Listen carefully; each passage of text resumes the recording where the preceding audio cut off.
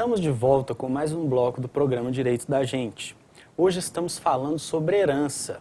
Eu recebo aqui no estúdio o Dr. Washington dos Santos, que é advogado na comarca de São João del Rei. Dr. Washington, agora no intervalo nós tivemos a participação aqui da Jandira, lá do Matozinhos. Obrigado, Jandira, pela sua participação. Ela está fazendo a seguinte pergunta. Meus pais faleceram e deixaram uma casa. O resto dos meus irmãos tem casa. Um é solteiro e mora nessa casa. Temos uma sobrinha com 2 filhos que foi morar com esse irmão que está na casa dos herdeiros. Essa sobrinha vai ter direito de uso capião sobre esse imóvel pelo fato de estar morando lá? Pergunta muito interessante. Bom, Jandira, primeiro gostaria de te agradecer aí pela audiência, né, por estar a essa hora nos assistindo, nos tolerando, vamos dizer assim. É o seguinte, vou tentar sanar a sua dúvida, não que eu tenha todas as respostas. É o seguinte, como eu disse anteriormente, eu creio que você deva ter acompanhado, a parte da legítima, ela é dividida entre todos os herdeiros. No caso, entre você e os seus irmãos. Vocês são condôminos nesse imóvel. Se um dos irmãos ou a sobrinha mora nesse imóvel, o que deve ser analisado? No direito, analisa-se sempre caso a caso. Isso é o mais importante. Mas o que deve ser analisado, se está havendo uma tolerância nessa moradia ou não. E vocês, né, herdeiro, enquanto herdeiros, você enquanto herdeira, pode até se valer de uma ação que se chama arbitramento de aluguel. Então eu não posso te dar uma resposta, né, completa, porque eu não sei do seu caso. Aqui é uma breve síntese, está muito sucinto aquilo que você nos relatou por telefone. Mas o que eu te aconselho é isso, é procurar um profissional para que ele possa te aconselhar melhor nesse sentido. Mas diante do que foi dito aqui pelo Dr. Rafael, na pergunta que você nos enviou, a solução seria essa. E eu entendo, no meu entendimento, eu acho que ela não tem direito a uso capião, mas deve ser analisado caso a caso, conforme eu disse antes. Agora, doutor Washington, até aproveitando essa pergunta da Jandira, fica meio essa coisa, né? Vamos supor, às vezes a pessoa faleceu, deixou apenas uma casa. Aí são 11 filhos. Ótimo. 5 querem vender, 2 querem alugar, 3 querem ficar morando lá, sem pagar aluguel, sem fazer nada para os demais. O que você faz dessa situação? Infelizmente, é uma situação muito comum. Porém, a herança normalmente não, me desculpe, até vou me corrigir. A herança, nesse sentido, ela é indivisível. Uma casa, 11 herdeiros. Então, cada um desses herdeiros, eles vão ter direito à sua cota-parte ou o seu quinhão hereditário, como nós chamamos no direito. Essa cota-parte seria o quê? 1/11.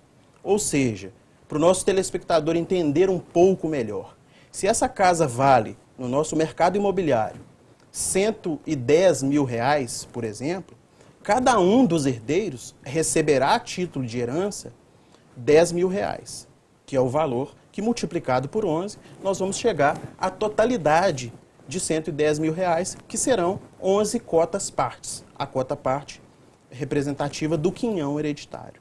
E aí, vamos vender? Eu quero vender para um estranho, o outro irmão quer vender, não quer vender, o outro quer morar. Eles têm que entrar num acordo.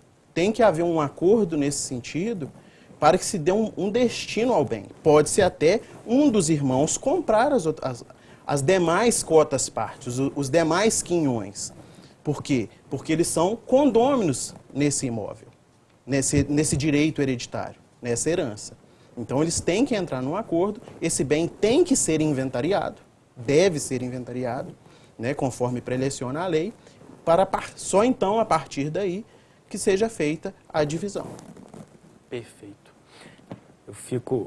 Até vou pedir o senhor para falar de novo. O bem tem que ser inventariado, gente. Pelo amor de Deus. Tem que ser inventariado. As pessoas morrem, aí morre o pai, não deu tempo de fazer inventário. Morre a mãe, não deu tempo de fazer inventário. O avô já tinha morrido, não tinha feito inventário.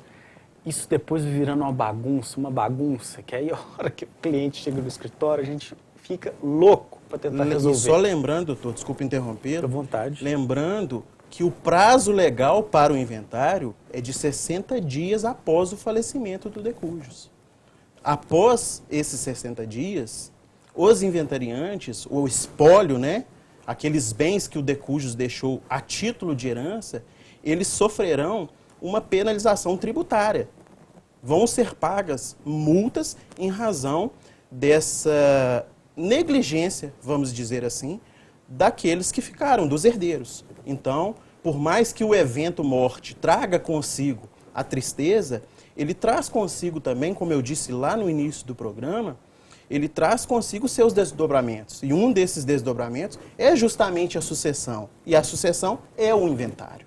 Então, é um conselho, né, acompanhando a sua fala, doutor, se me permite. Claro. Né, que o inventário possa ser feito tão logo, né, o evento morte tenha acontecido. Não que esses familiares, o meu amigo lá em casa, a minha amiga lá em casa, os nossos telespectadores, não que eles tenham que agir como urubus na carniça, jamais, não é essa a intenção desse simples causídico, jamais. Mas que vocês, amigos telespectadores, possam aí tomar essas cautelas para que vocês não tenham problemas futuros. Com certeza. Bom, doutor Washington, nós estamos falando aqui do falecido que deixou uma casa, deixou bens, né? Quase normal, vamos dizer assim. Agora, e a pessoa que vem a falecer e deixa só dívida? Os herdeiros têm que pagar por isso? Muito interessante, essa pergunta é muito interessante, porque a gente às vezes se depara com isso nos nossos escritórios, ou então até mesmo nas festas familiares, nos nossos encontros, nos bares da vida, enfim. Lá no nosso dia a dia a gente encontra esse mesmo tipo de questionamento do nosso amigo telespectador. Meu pai só deixou dívida, então eu não tenho que pagar nada. De certa forma, sim, mas de certa forma, não. Vou explicar para o amigo telespectador entender. O herdeiro, ele não herda nada que vá além daquilo do patrimônio. Se o decujus ele deixou alguma dívida, essa dívida vai ser paga com parte daquele patrimônio que ele deixou. Então, que isso fique bem claro. Se você recebeu 100 por herança e o decujus tinha 70 de dívida, a dívida vai ser abatida do monte-mor, da parte da herança, daquela totalidade da herança, e os 30 restantes é que vão compor a legítima, aquilo que vai ser dividido entre os herdeiros. Porque senão seria fácil, né, doutor? Ao final da vida, né, ou ao mínimo sinal de nos aproximarmos da amiga morte, poderíamos nós contrairmos dívidas muito além de nossa capacidade e deixar essas dívidas sem que elas fossem pagas. Então o legislador ele também previu essa questão do pagamento de dívidas, de como honrar essas dívidas após o evento morte. Interessante. O senhor só me permite complementar? Pois não. Eu acredito e eu sempre reforço isso, porque muita gente não tem conhecimento disso, acredito eu. As dívidas fiscais, tributárias, né, são as únicas que podem vir a passar. Muito, né, bem lembrado, doutor.